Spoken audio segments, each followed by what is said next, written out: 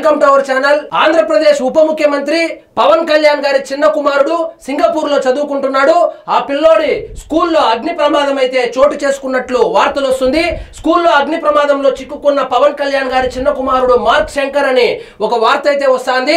అన్నా లెజునేవా కొడుకైనటువంటి ఈ mark Shankar Singapore లో చదువుకుంటున్నాడు. ఆ స్కూల్లో అగ్ని ప్రమాదం చోటు చేసుకుంది. అందులో అతనికి చేతులు కాళ్లకు గాయాలయ్యాయి. ఆసుపత్రిలో అయితే చికిత్స పొందుతున్నట్లు వార్తలు అయితే వస్తుంది.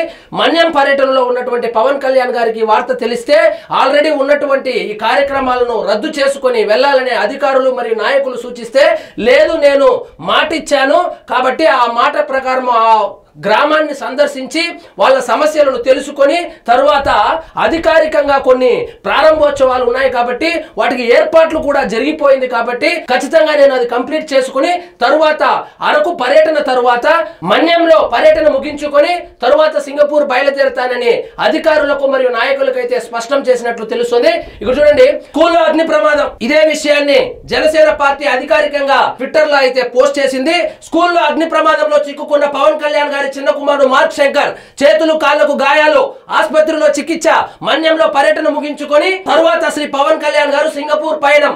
రాష్ట్ర ఉప ముఖ్యమంత్రి శ్రీ పవన్ కళ్యాణ్ గారి చిన్న కుమారుడు మార్క్ శంకర్ సింగపూర్ లో చోటు చేసుకున్న అగ్ని ప్రమాదంలో చిక్కుకున్నాడు. మార్క్ శంకర్ చదువుకుంటున్న స్కూల్లో అగ్ని ప్రమాదం జరిగింది. ఈ ప్రమాదంలో చేతులు కాళ్లకు గాయాలయ్యాలి. అదే విధంగా ఊపిరితిత్తుల్లోకి పొగ వెళ్లడంతో ఇబ్బందులకు లోనయ్యాడు.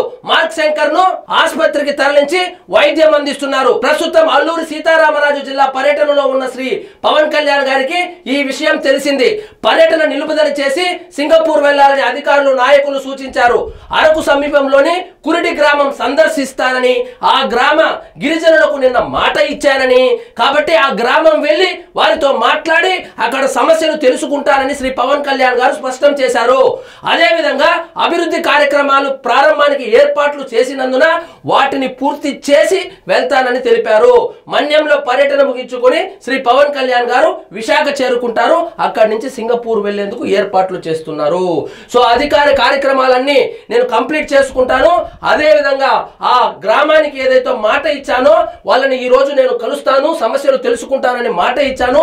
కాబట్టి ఖచ్చితంగా నా మాట నిలబెట్టుకుంటాను. మన్యం పర్యటన తర్వాత విశాఖకు వెళ్లి అక్కడి నుంచి సింగపూర్ కి వెళ్తాను, ఏర్పాట్లు చేయమని చెప్పినట్లు తెలుస్తుంది. సో ప్రమాదం ఏం లేదు, సో బానే ఉన్నట్లయితే తెలుస్తుంది. కానీ మరింత లోతుగా హెల్త్ బులెటిన్ తెలియాలంటే వేచి చూడాల్సిందే.